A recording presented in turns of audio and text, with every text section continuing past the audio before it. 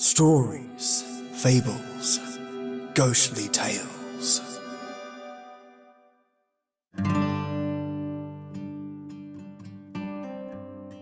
What do you get when you make Sherlock Holmes a fat, constantly hungry and angry human being, and Watson a seriously pissed off assistant who must wrestle with his counterpart on a daily, hourly, and even minute-by-minute session of annoyances and requests from said fat Sherlock? You get Nero Wolfe in Stamped for Murder. Completely remastered, hilarious, and intriguing.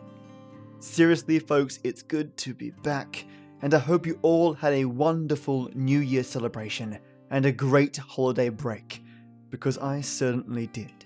I spent most of it playing virtual reality games, attempting to dance on Just Dance via Switch, and I really do mean attempting to dance, and just all around having a great time. One of the best breaks of 2 weeks that I've had in a hugely long time, and much warranted. I want to start off the year by announcing that I'll be cutting back though on my uploads this year to 1 a week. My goal is to find more time to do work on another podcast idea that I have, plus some side projects. I'll be learning to code and to make games, creating music and diving deeper into voice acting. In saying that, I'd like to pursue more voice acting roles and put my hand in the ring for more paid roles. I've managed to actually be part of some indie Aussie games in the past that are still in development. All these side projects and self-improvements are just not possible though without that extra time. I totally understand if that means less Patreons and a smaller audience, but I had a choice this year, and the initial thought was to completely stop the podcast like 100%, archive everything and close up shop. But my lovely wife gave me an alternative idea. Upload in a manner that is much more sustainable, where I can do best of both worlds. Work on more projects, and actually use this podcast to have a lot of fun, because recording once a week and giving it my all for that one day frees me up for the other 2 days, but also means I got one shot to wow you lovelies. This also means that I'll be doing maybe an old-time radio episode mixed with poetry, or I might narrate a whole hour's worth of Let's Not Meet stories. I'm going to mess around with it and see what you guys and gals think, which means your opinion and Patreon input is super important. Hell, you can even email me via Gmail, which is storiesfablesghostlytales@gmail.com, because your voting power means that you get what you want from me, and I love seeing you lovelies happy. Also, I'll be giving my patrons a lot more voting power and tweaking the perks in each tier, simplifying it. All around, I just want to thank you for your love and support, and for people leaving reviews via iTunes. The quality won't change, only the quantity. And with more time on my hands, well, I think I can produce a lot better content, and an even better second podcast, which is in the works. And of course, people on Patreon will hear all about it, and I'll reach out for them for their feedback. Now, enough of my yammering. Let's get to your remastered Nero Wolfe episode. Enjoy. My boss is the smartest and the stubbornest, the fattest and the laziest, the cleverest and the craziest, the most extravagant detective in the world, Nero Wolfe.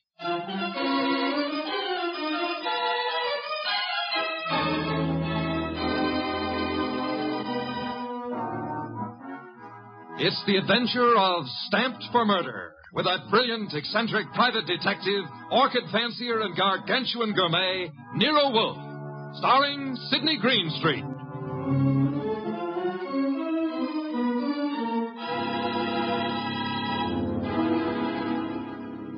Instructions for this morning, Archie. Your notebook, please.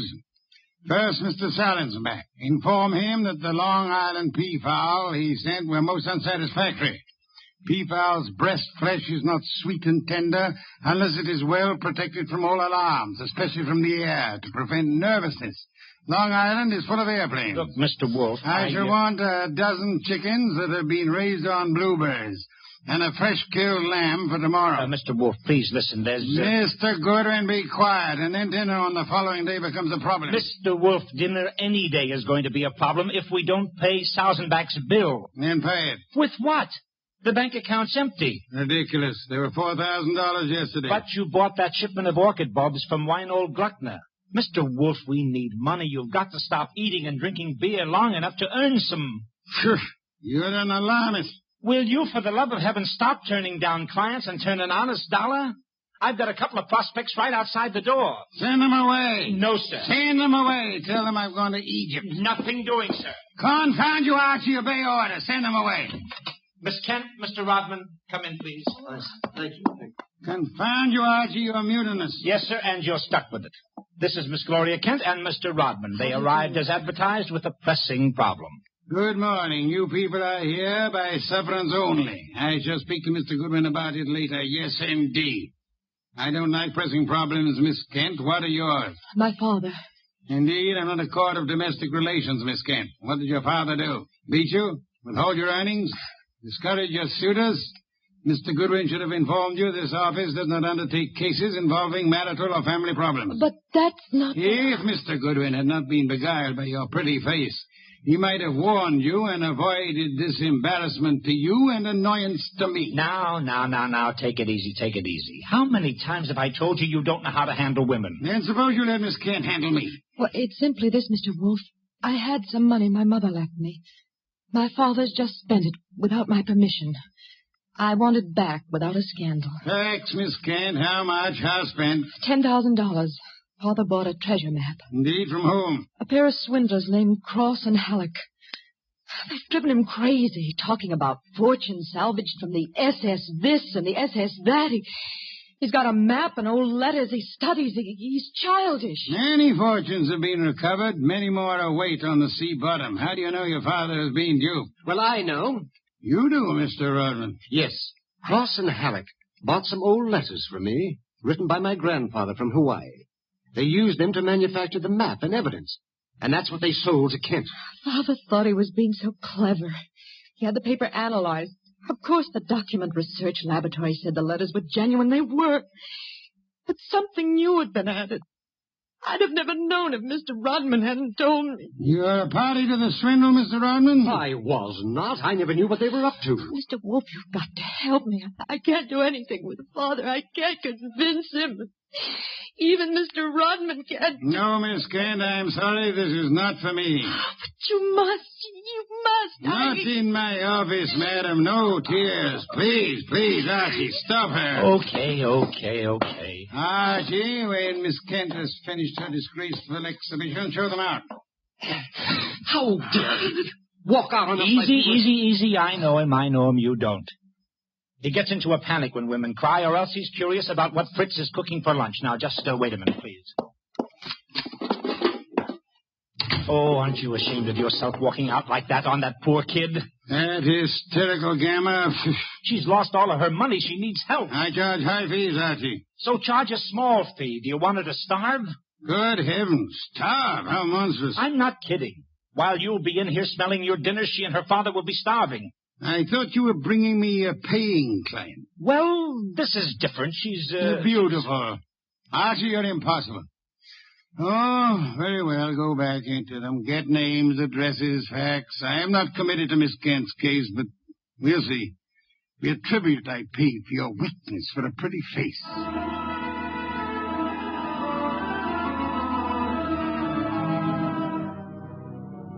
Rodman and Gloria Kent were gone, however. So all I had were the few facts they'd given me before they met Wolf. I felt guilty about that when he came back into the office and sat down in his specially built chair. He closed his eyes, and I glared at him. Well, how much of you is awake? Mr. Wolf? Well, they disappeared. Did you tell me you were going to help this girl just to get her out of the office, or did you mean it? You're a gadfly. No, sir. You made a promise, and you're stuck with it. What did you get from Rodman? Name, address, occupation. He's a librarian, that's all. Very careless, Archie. You missed a significant point. Such as, How did Rodman discover the letters he sold were being altered by forgery and used for swindle? How did he locate the dupe, Mr. Kent? I guess you're right. I'll ask him next time. But what about now? Are you going to get Gloria's money back? I assume you call Miss Kent Gloria solely in order to annoy me. It does. Stop it. Get Cross and Halleck. On my way. You'll find them at the Hotel Bogart. Wrong, sir. According to my notes, their address is... Never mind their address. The Hotel Bogart is the headquarters for successful confidence tricksters. They celebrate their victories there while the money lasts. You will possibly find Cross and Halleck drinking whiskey or lunching, probably both.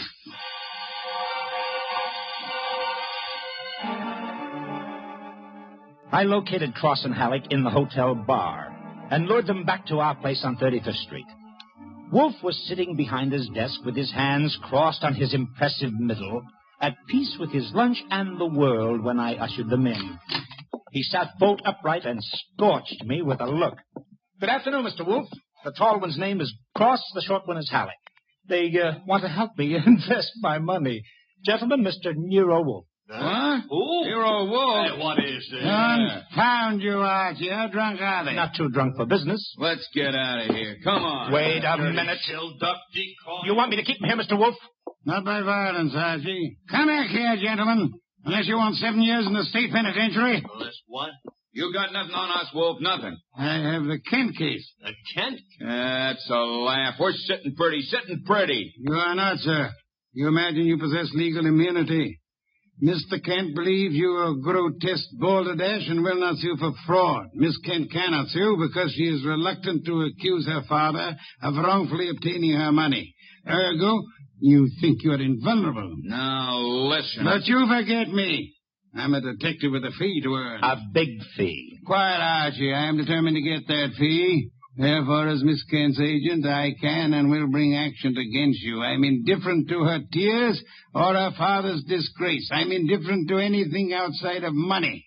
You will return the $10,000 to me at once, sir, or you will be in jail by morning. You mean that? I do, Mr. Cross. Halleck. Come here.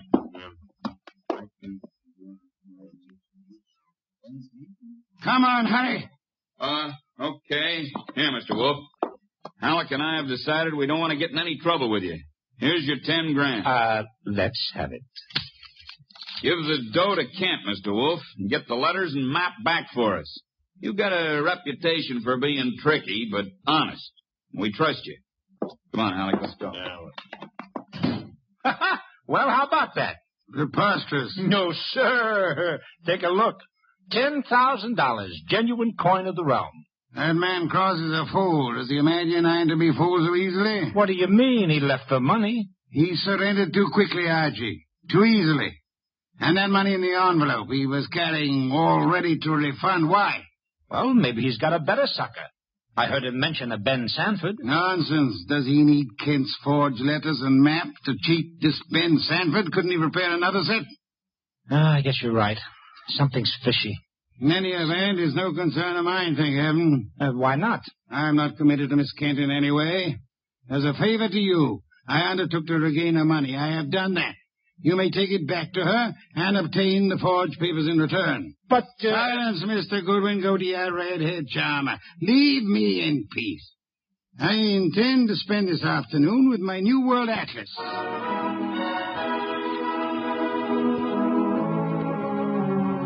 I left him 3,000 miles up the Amazon with his magnifying glass and drove up to East 69th Street. The Kent house was a broken-down little brownstone, and as I went up the stoop, the door opened and Gloria Kent burst out like a skyrocket. Hey, Miss Kent, easy. Let go of me. Let go. What's wrong? Wrong. Nothing is wrong. Nothing at all. Well, how about seeing your father? You want to see my father? Come inside. Oh, for the love of heaven. Come inside, Mr. Goodwin. I'll introduce you. He's in a back room. Come right through the living room. What else came through this living room? A hurricane? No, Mr. Goodwin. Something else. There's my father, Mr. Goodwin. What in the devil? He's dead. His throat's cut. Father, this is Archie Goodwin from Nero Wolf's office. He and his boss refused to help while they could. Maybe he can help you now. Stop it. All I'm good for now is revenge. That's all. Stop it and look at me. When did it happen? I don't know. When did you find him? Just now. Keep looking at me. Who went through this house like a hurricane? You? No. Where did you go after you left the office? The laboratory. What lab? Document research. The place that checked the map. How long were you there? Until an hour ago, I was with Mr. Rodman. Keep looking at me. And then, I had lunch with Rodman? alone, and then I came home. All right. All right, now listen to me. I want you to go to Mr. Wolf's house right now. Have you got cab there? Yes? All right, take a cab.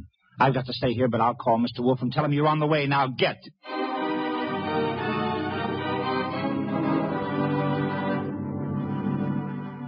I called Wolf, told him everything, and he instructed me to advise Inspector Kramer, who arrived with the homicide squad. I gave the inspector everything while the squad photographed and measured, print dusted and detected. At 3:30, Kramer took me back to the house on 35th Street for a fight with Wolf. It's a great story, Wolf. Great. Kent buys a phony treasure map. Everybody knows it's phony except Kent. But Cross and Halleck try to buy it back, and Kent gets himself murdered. Did you find the map and letters in the house, Inspector? No, I didn't. The killer was after the map. A phony map? Certainly. Why? Well, if we knew that, we would know why Cross and Halleck so willingly paid back the money and why Kent was murdered. Maybe it's not phony. I'd better see the girl now. No, you fancy her for the murder. Well, I'll know after I ask a few questions. Tonight. She's had a shock, Mr. Kramer. She needs rest. Look, Wolf, I want her. Why bother with her when there's so much to be done? Yes, such as? Cross and Halleck, find them. And the mystery man they spoke of, Ben Sanford. These are the men you want now, not this poor, overwrought girl. Yeah. All right. The girl will be here for questioning tonight, though, huh? Tonight, Mr. Kramer. Okay. You'll hear from me later on. Well, you buffaloed him out of that, okay. Say, why don't you want her questioned? Is she guilty? I don't know. Well, what did she say when she got here? She said nothing. She never arrived. She never what? She never arrived. Well, then why did you tell Kramer she was resting? Would he have believed the truth? She must be found. More important, we must learn why forged letters and forged map produces turmoil. Find the killer and you find the map. You said so. I said the reverse, which is an altogether different statement. Archie, I want a photograph of that map. Get it. Oh, sure. Any particular camera you want me to use? You'll find a photograph of 200 Vanderbilt Street. Are you kidding? The lab cannot check the authenticity of old papers without photographing them in ultraviolet light, infrared light, and so on. If this document research lab has examined those papers, they will have photographs. Get them.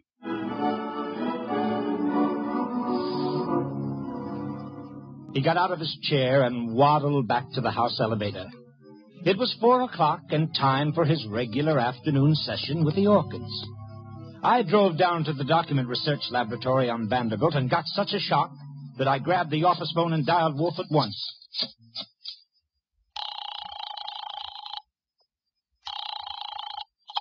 This is Nero Wolf. Mr. Wolf, Archie here. What's the matter? You lost? No, sir, but I found something. Photographs? No, Mr. Wolf, I don't think you'll ever see any photographs of the Kent map. I don't think any were taken. Indeed. But guess who runs the document research laboratory? No, don't guess. You probably know. A man named Ben Sanford, and he's sitting right here looking at me. Bring him home with you. Home?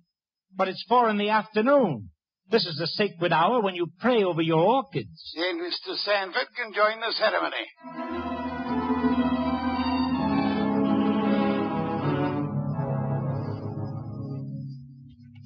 Hey, how about this place? How about it? There must be 1 million flowers up here. No, not flowers. Orchids only. Mr. Wolf has 10,000 plants. Never saw anything like it. And you never will again, brother.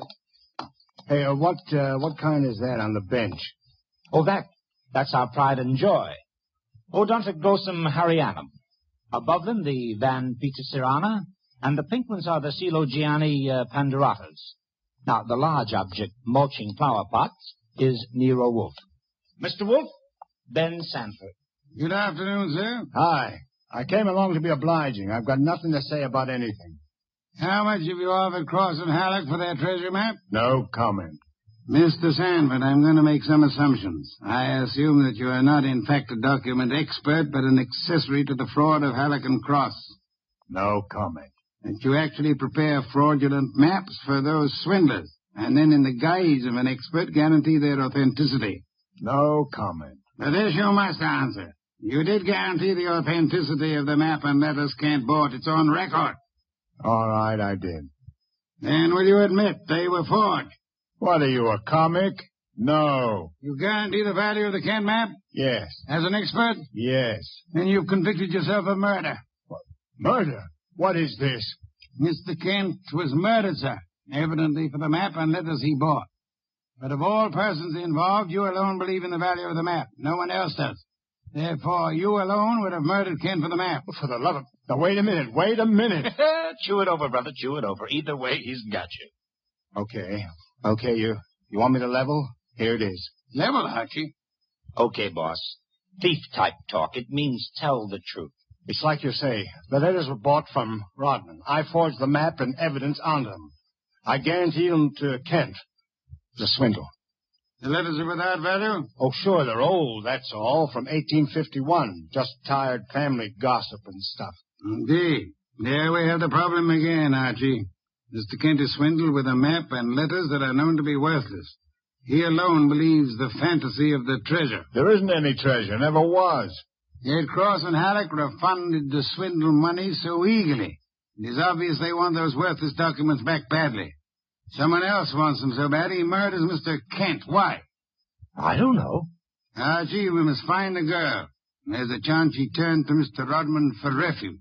I'm sorry you'll have to go there at once. If the girl isn't there, bring Rodman.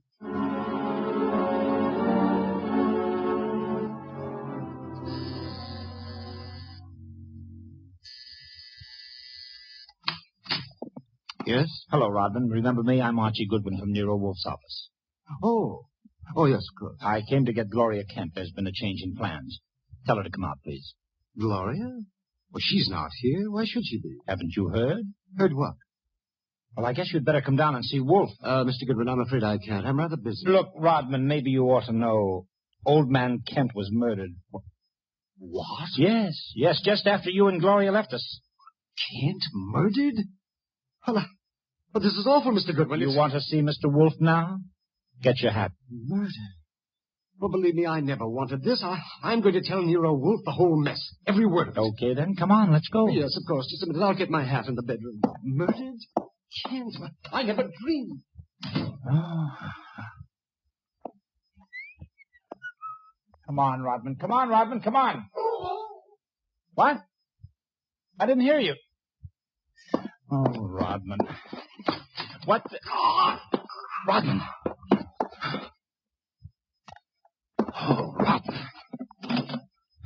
Good Lord. What next? Come on. This is Nero Wolf. Archie here. We've had a tough break. Yes? While I was waiting for Rodman at the front door, he went into the bedroom for his hat. The killer was there. How do you know? He cut Rodman's throat. Killer. The back window was open. It's a ground floor apartment. He was out and gone before I had a chance. Archie, where were your wits? Let me alone. I've had a man murdered 20 feet from me. You think I'm cheering? Mr. Kramer is here, and he has news for us, Archie. He could not locate Cross and Halleck in their apartment. They had not been home all day. The maid informed him that she was waiting for her weekly salary. Well, so what? She was most angry and peppery, Mr. Kramer informs me. Red pepper? Exactly. Okay, maybe I know what you mean. I'll try to deliver the goods this time. Goodbye.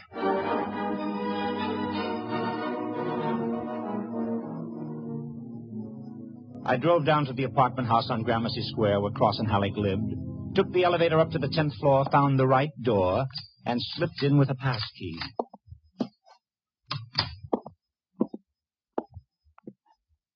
Come on out.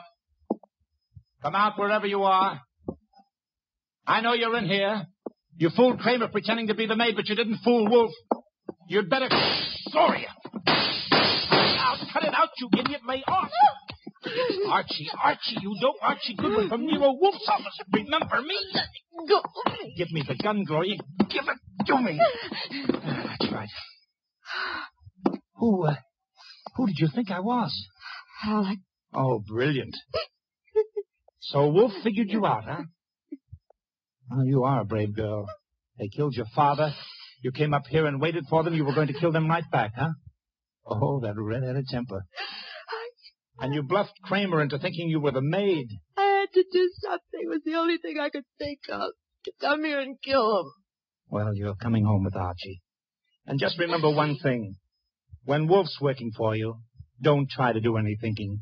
It only gets in Wolf's way.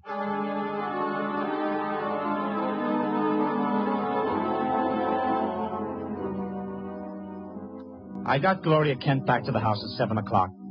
I parked the car, brought her into the office, and got the shock of my life. There was a convention on. Wolf was there, with Inspector Kramer representing the cops. Cross, Halleck, and Sanford were there representing the crooks. When Kramer saw Gloria, he scowled first at her and then at Wolf. So it was a slick one after all, Wolf. You didn't have the girl. You had no intention of producing her. Please, Mr. Kramer, that can wait. The other matter's more important. I dine at 8. That leaves me 1 hour to solve your murders. Murders? More than one? Yes, 2. Elmer Rodman. By heaven, Goodwin, if you... Please, Mr. Kramer, not now. First, Miss Kent. Good evening, Miss Kent. I presume you have met these gentlemen, Cross, Halleck, and Sanford? Yeah, I'll take your purse, please. Huh? Well, why? Don't think me as naive as Mr. Goodwin, miss. When you left your home after the murder of your father, you took the map and letters with you. They're in your purse Well, now. that's true. Archie, the purse. Thank you. We have here an interesting situation. There exist some old letters and map, forged and fraudulent. They're worth $10,000 and more to Cross and Halleck, and worth 2 murders to a killer. Why? There must be something of great value in the letters.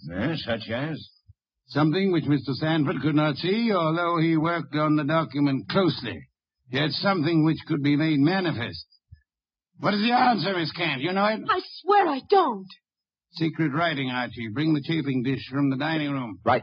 Secret writing? I saw nothing when I worked on those letters. Naturally, Mr. Sanford, the writing is invisible. And heat is an agent. It makes most forms of secret writing visible. The chafing dish, boss. Thank you, Archie. Place it before me and light it. Right.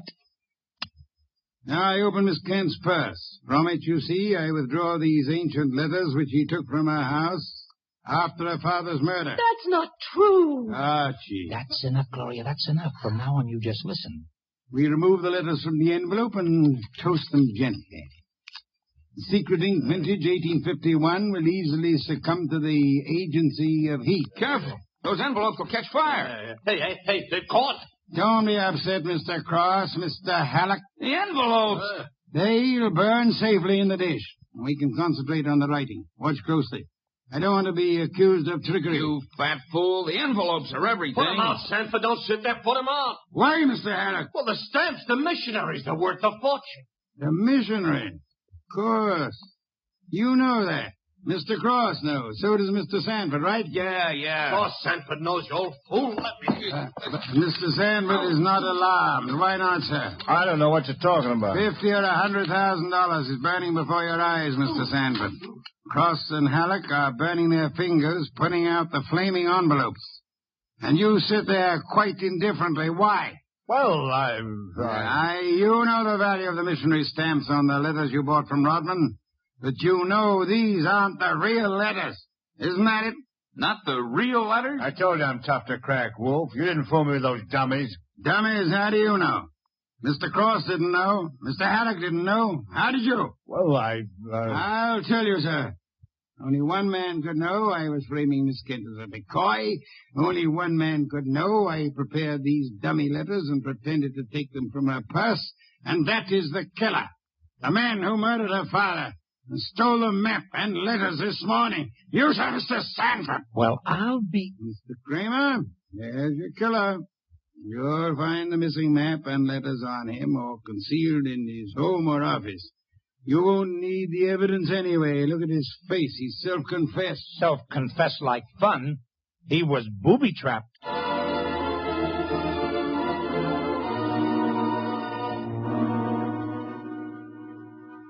No, Mr. Kramer.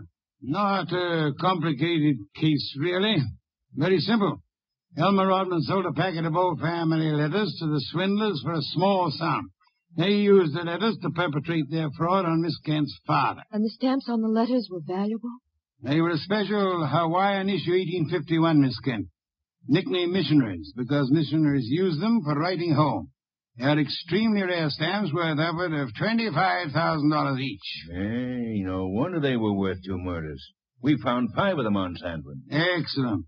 Somewhere or other, Rodman discovered the value of the stamps after he sold the letters. In his effort to get them back, he communicated his discovery to the swindlers, Cross, Halleck, and Sanford. So that's why they refunded the money so fast. Precisely, in an effort to have the sale rescinded. Rodman sought out Kent and tried to convince him of the fraud. Alas, he would not listen to the truth, Mr. Kramer. Oh, I get it. And while the others were hassling around, Sanford tried to steal a march and quietly resorted to murder. There you have it. Ha-ha! Great job, boss, great job. So Gloria not only gets her 10 grand back, but 5 times 25, which is about 125,000 worth of goodies. Now, figuring your rates by the hour, that means you've done a gratis job worth about... Yes, Kent. I did not know will I demand a large fee for what I have done. I will not go back on my word. But I can beg for a favor. I'll only be too happy to... Wait. I ask something that will not be easy to grant. What is it? Will you use your red hair, your pretty face, your admirable figure, and your ample fortune till you are Mr. Goodwin away from this house tonight? I would like to enjoy my dinner in peace. That won't be difficult, Mr. Wolf. Let's have an understanding right now, Gloria. Difficult for you or for me? I'll be delighted. Indeed. To spend an evening with Mr. Goodwin, there is only one word for you, Miss Kent. Intrepid.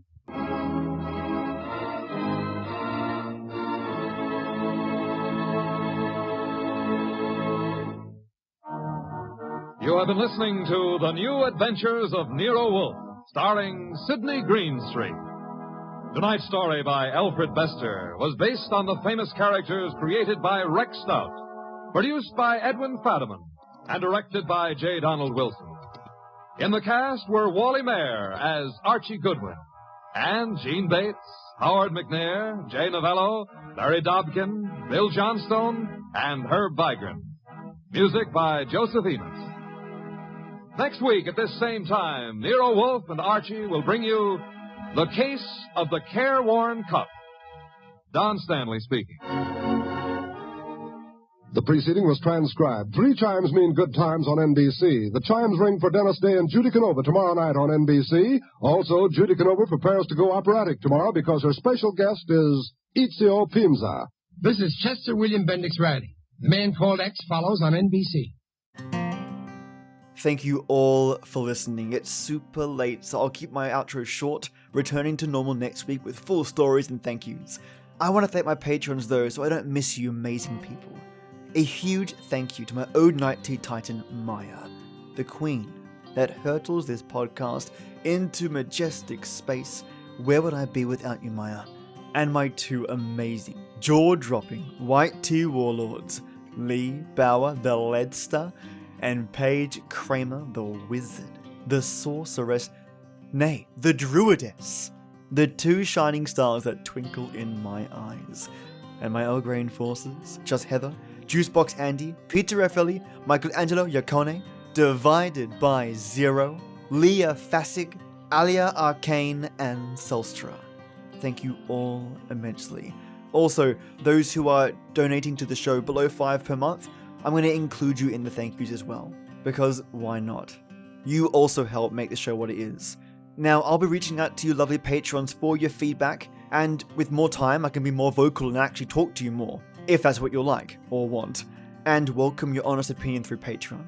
All posts are locked and only patrons can view and chat to me directly about my decisions and your votes, so feel free to ask me as many questions as you like and express your thoughts. I'm all ears. Even if you're being critical, I do appreciate it. Thank you all for being amazing. Until next we meet, which in this case will be next Monday. Thank you all again.